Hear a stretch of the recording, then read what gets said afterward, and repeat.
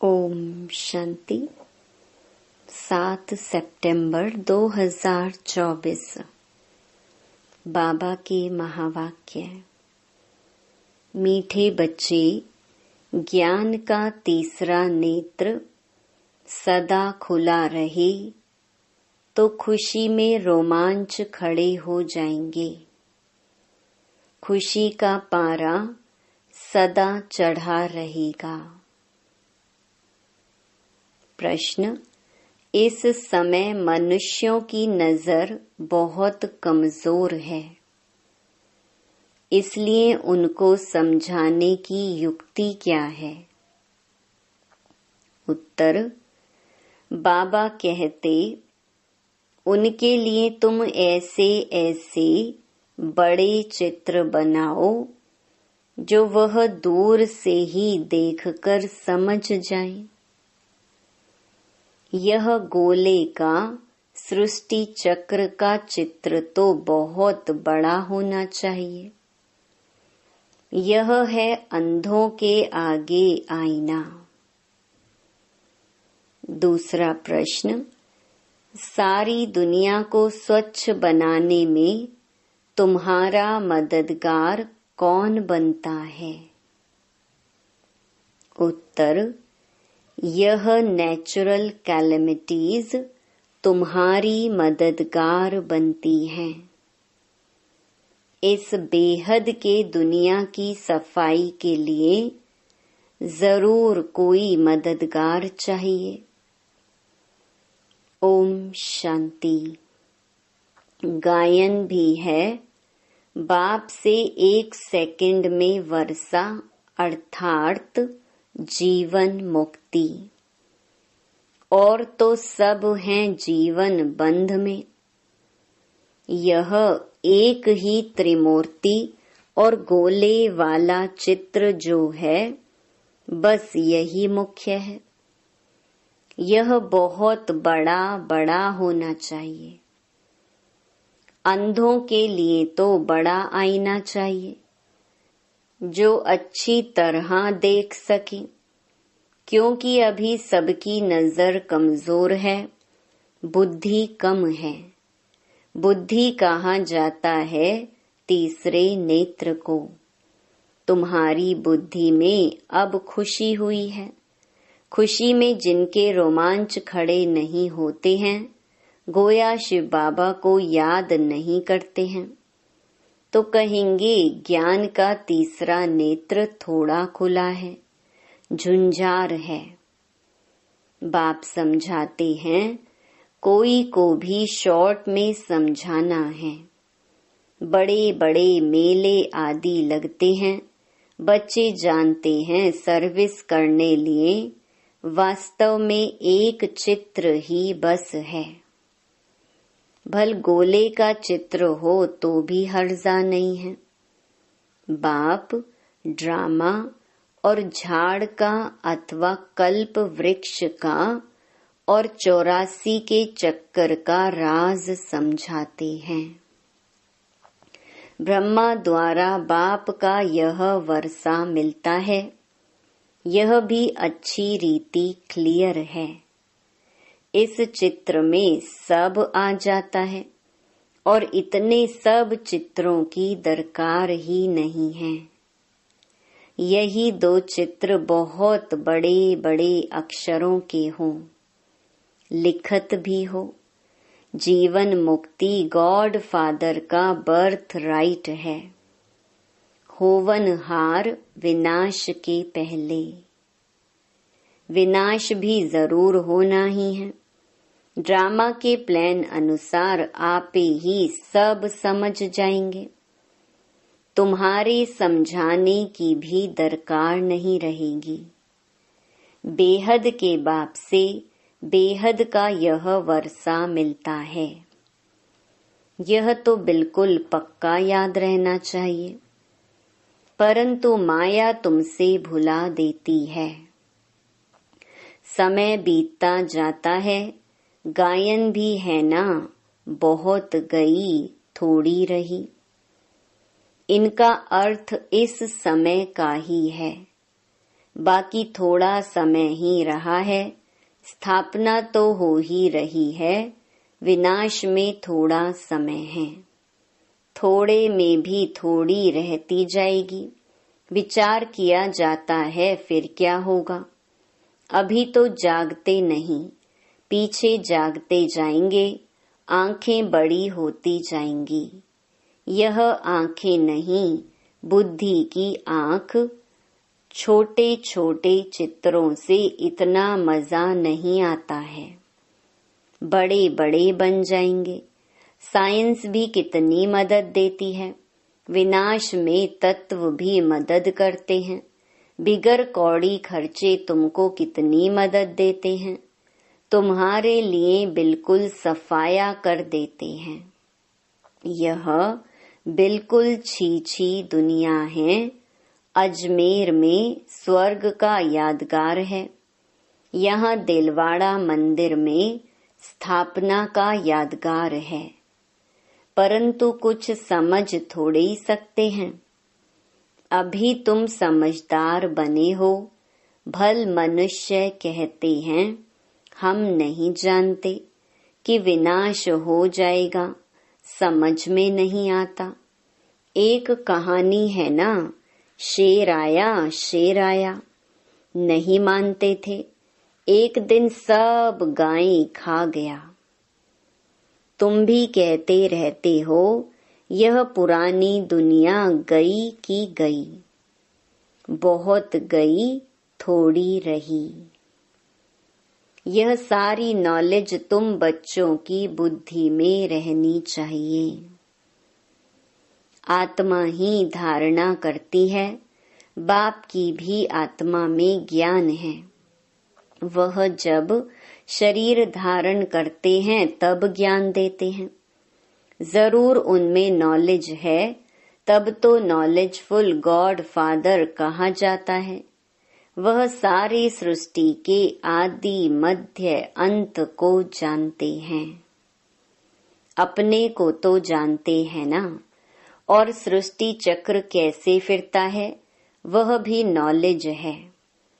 इसलिए अंग्रेजी में नॉलेजफुल अक्षर बहुत अच्छा है। मनुष्य सृष्टि रूपी झाड़ का बीज रूप है, तो उनको सारी नॉलेज है। तुम यह जानते हो नंबरवार पुरुषार्थ अनुसार। शिव बाबा तो है ही नॉलेजफुल। यह अच्छी रीति बुद्धि में रहना चाहिए। ऐसे नहीं, सबकी बुद्धि में एक रस धारणा होती है। भल लिखते भी हैं, परंतु धारणा कुछ नहीं। नाम मात्र लिखते हैं, बता किसको भी नहीं सकेंगे। सिर्फ कागज को बताते हैं। कागज क्या करेंगे? कागज से तो कोई समझेंगे नहीं। इस चित्र से बहुत अच्छा समझेंगे। बड़े ते बड़ी नॉलेज है, तो अक्षर भी बड़े बड़े होने चाहिए। बड़े ते बड़े चित्र देख मनुष्य समझेंगे, इनमें जरूर कुछ सार है। स्थापना और विनाश भी लिखा हुआ है। राजधानी की स्थापना, यह है गॉड फादरली बर्थ राइट। हरेक बच्चे का हक है जीवन मुक्ति। तो बच्चों की बुद्धि चलनी चाहिए कि सब जीवन बंध में हैं। इन्हें जीवन बंध से जीवन मुक्त में कैसे ले जाएं? पहले शांति धाम में जाएंगे, फिर सुख धाम में। सुख धाम को जीवन मुक्ति कहेंगे। यह चित्र खास बड़े बड़े बनने चाहिए। मुख्य चित्र है ना, बहुत बड़े बड़े अक्षर हों तो मनुष्य कहेंगे, बीके ने इतने बड़े चित्र बनाए हैं, जरूर कुछ नॉलेज है। तो जहां तहां तुम्हारे भी बड़े बड़े चित्र लगे हुए हों तो पूछेंगे, यह क्या है? बोलो, इतने बड़े चित्र तुम्हारे समझने के लिए बनाए हैं। इसमें क्लियर लिखा हुआ है, बेहद का वर्षा इन्हों को था। कल की बात है, आज वह नहीं है, क्योंकि 84 पुनर्जन्म लेते लेते नीचे आ गए हैं। सतो प्रधान से तमो प्रधान तो बनना ही है। ज्ञान और भक्ति पूज्य और पुजारी का खेल है ना। आधा आधा में बिल्कुल पूरा खेल बना हुआ है, तो ऐसे बड़े बड़े चित्र बनाने की हिम्मत चाहिए। सर्विस का भी शौक चाहिए। दिल्ली के तो कोने कोने में सर्विस करनी है। मेले मलाखड़े में तो बहुत लोग जाते हैं, वहां तुमको यह चित्र ही काम में आएंगे। त्रिमूर्ति गोला यह है मुख्य। यह बहुत अच्छी चीज है। अंधे के आगे जैसे आईना है। अंधों को पढ़ाया जाता है, पढ़ती तो आत्मा है ना, परंतु आत्मा के ऑर्गन्स छोटे हैं, तो उनको पढ़ाने के लिए चित्र आदि दिखाए जाते हैं। फिर थोड़े बड़े होते हैं तो दुनिया का नक्शा दिखाते हैं। फिर वह सारा नक्शा बुद्धि में रहता है। अभी तुम्हारी बुद्धि में सारा यह ड्रामा का चक्कर है। इतने सब धर्म हैं, कैसे कैसे नंबरवार आते हैं, फिर चले जाएंगे। वहां तो एक ही आदि सनातन देवी देवता धर्म है, जिसको स्वर्ग हेवन कहते हैं। बाप के साथ योग लगाने से आत्मा पतित से पावन बन जाएगी। भारत का प्राचीन योग मशहूर है। योग अर्थात याद। बाप भी कहते हैं, मुझ बाप को याद करो।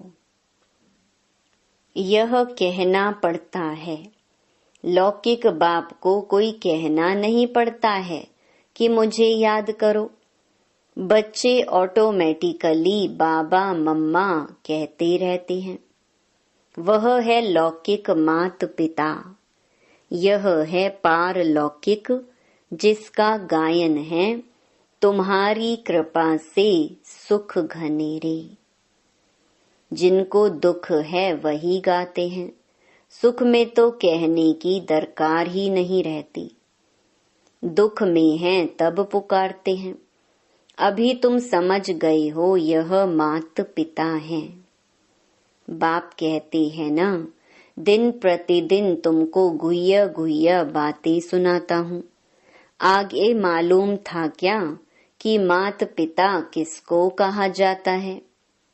अभी तुम जानते हो, पिता तो उनको ही कहा जाता है। पिता से वर्षा मिलता है ब्रह्मा द्वारा। माता भी चाहिए ना, क्योंकि बच्चों को एडॉप्ट करना है। यह बात किसके भी ध्यान में नहीं आएगी। तो बाबा घड़ी घड़ी कहते हैं, मीठे मीठे बच्चों, बाप को याद करते रहो।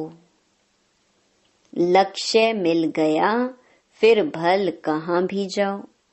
विलायत में जाओ, 7 रोज कोर्स किया तो बहुत है। बाप से तो वर्षा लेना ही है। याद से ही आत्मा पावन बनेगी, स्वर्ग का मालिक बनेंगे। यह लक्ष्य तो बुद्धि में है, फिर भल कहाँ भी जाएं।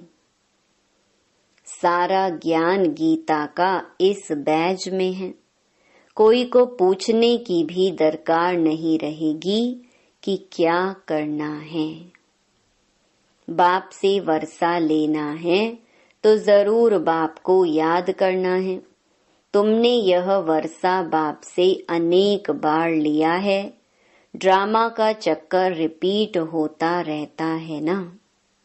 अनेक बार तुम टीचर से पढ़ करके कोई ना कोई पद प्राप्त करते हो। पढ़ाई में बुद्धि योग टीचर के साथ रहता है ना। इम्तिहान चाहे छोटा हो चाहे बड़ा हो, पढ़ती तो आत्मा है ना। इनकी भी आत्मा पढ़ती है। टीचर को और फिर एम ऑब्जेक्ट को याद करना है। सृष्टि का चक्र भी बुद्धि में रखना है। बाप और वर्षे को याद करना है। दैवी गुण भी धारण करने हैं। जितना धारणा करेंगे उतना ऊंच पद पाएंगे।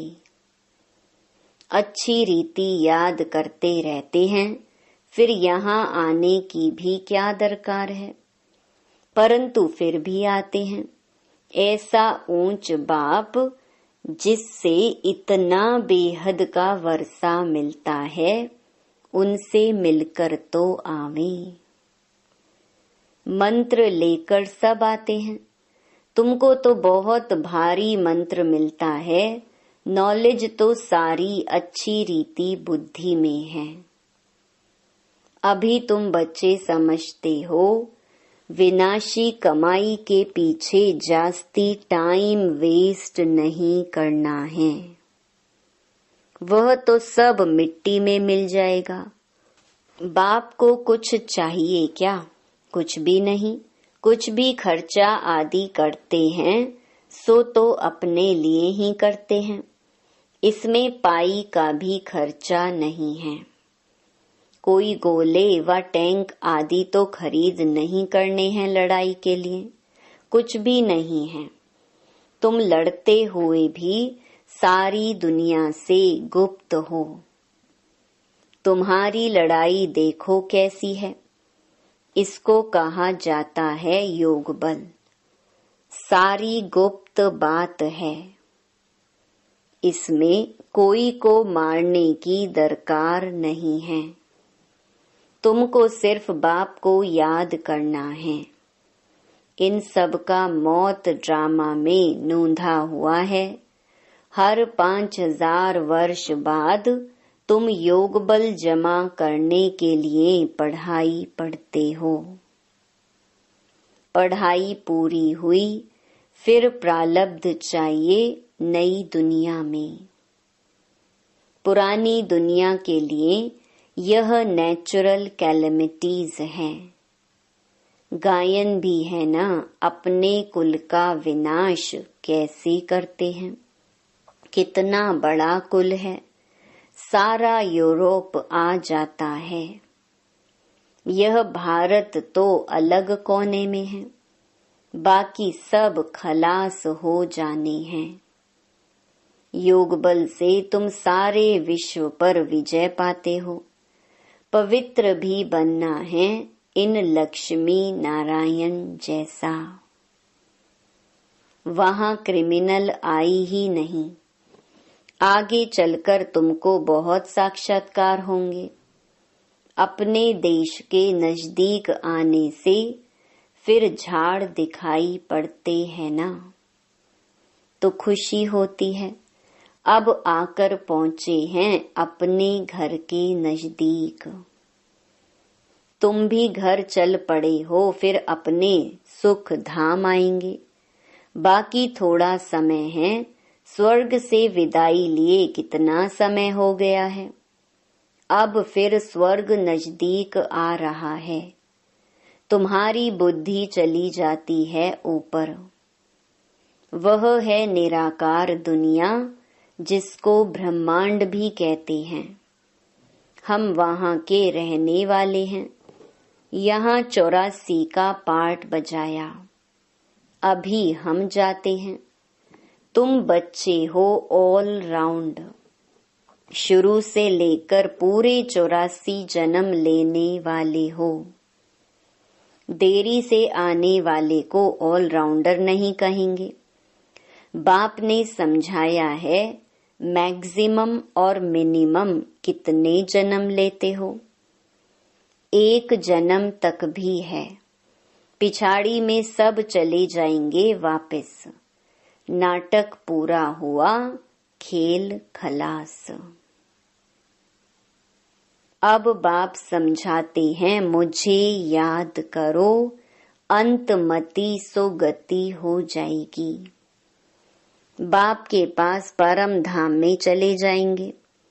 उनको कहते हैं मुक्ति धाम, शांति धाम और फिर सुख धाम। यह है दुख धाम। ऊपर से हरेक सतो प्रधान, फिर सतो रजो तमो में आते हैं। एक जन्म होगा तो उसमें भी इन 4 स्टेजेस को पाएंगे। कितना अच्छा बच्चों को बैठ समझाते हैं, फिर भी याद नहीं करते। बाप को भूल जाते हैं, नंबर वार तो है ना। बच्चे जानते हैं नंबरवार पुरुषार्थ अनुसार रुद्रमाला बनती है। कितने करोड़ की रुद्रमाला है। बेहद के विश्व की यह माला है। ब्रह्मा सो विष्णु, विष्णु सो ब्रह्मा, दोनों का सरनेम देखो। यह प्रजापिता ब्रह्मा का नाम है। आधा कल्प फिर आता है रावण। डेइटिज्म, फिर इस्लामिज्म, आदम बीबी को भी याद करते हैं, पैराडाइज को भी याद करते हैं। भारत पैराडाइज स्वर्ग था। बच्चों को खुशी तो बहुत होनी चाहिए। बेहद का बाप ऊंचे ते ऊंच भगवान, ऊंचे ते ऊंच पढ़ाते हैं। ऊंच ते ऊंच पद मिलता है। सबसे ऊंच ते ऊंच टीचर है बाप। वह टीचर भी है, फिर साथ ले जाएंगे तो सतगुरु भी है। ऐसा बाप क्यों नहीं याद रहेगा। खुशी का पारा चढ़ा रहना चाहिए। परंतु युद्ध का मैदान है, माया ठहरने नहीं देती है। घड़ी घड़ी गिर पड़ते हैं।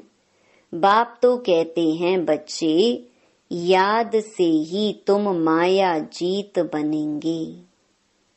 अच्छा, मीठे मीठे सिकिलधे बच्चों प्रति मात पिता बाप दादा का याद प्यार और गुड मॉर्निंग। रूहानी बाप की रूहानी बच्चों को नमस्ते। धारणा के लिए मुख्य सार।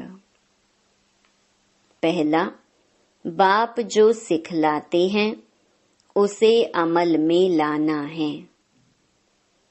सिर्फ कागज पर नोट नहीं करना है। विनाश के पहले जीवन बंध से जीवन मुक्त पद प्राप्त करना है। दूसरा, अपना टाइम विनाशी कमाई के पीछे अधिक वेस्ट नहीं करना है, क्योंकि यह तो सब मिट्टी में मिल जाना है। इसलिए बेहद के बाप से बेहद का वर्षा लेना है और दैवी गुण भी धारण करने हैं। वरदान, योग बल द्वारा माया की शक्ति पर जीत प्राप्त करने वाले सदा विजयी भव। ज्ञान बल और योग बल सबसे श्रेष्ठ बल हैं। जैसे साइंस का बल अंधकार पर विजय प्राप्त कर रोशनी कर देता है, ऐसे योग बल सदा के लिए माया पर जीत प्राप्त कर विजयी बना देता है। योग बल इतना श्रेष्ठ बल है जो माया की शक्ति इसके आगे कुछ भी नहीं है। योग बल वाली आत्माएं स्वप्न में भी माया से हार नहीं खा सकती। स्वप्न में भी कोई कमजोरी आ नहीं सकती। ऐसा विजय का तिलक आपके मस्तक पर लगा हुआ है। स्लोगन: नंबर 1 में आना है तो व्यर्थ को समर्थ में परिवर्तन कर दो। ओम शांति।